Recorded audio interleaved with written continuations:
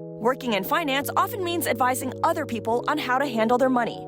It's a different story when it's your own finances. And my guest learned this the hard way.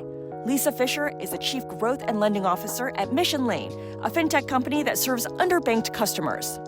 Lisa, thank you for joining us. Can you share with us your big money mistake? My big money mistake was I allowed someone else to control my finances without asking any questions. There was massive credit card debt. Home had been foreclosed upon. What was the total damage? $800,000.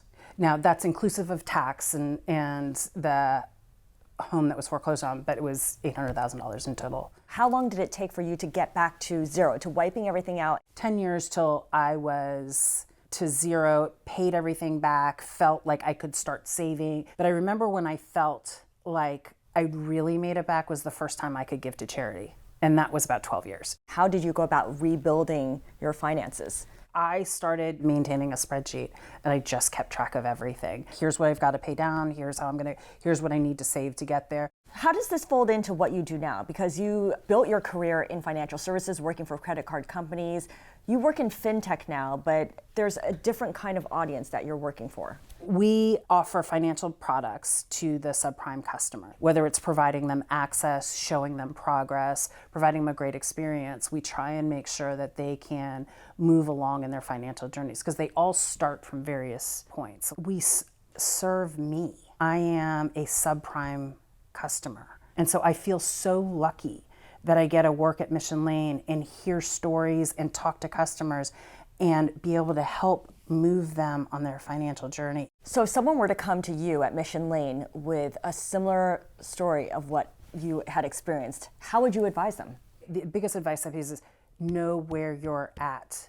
Often we go, well, I'm just not going to worry about that and we'll figure that one out later.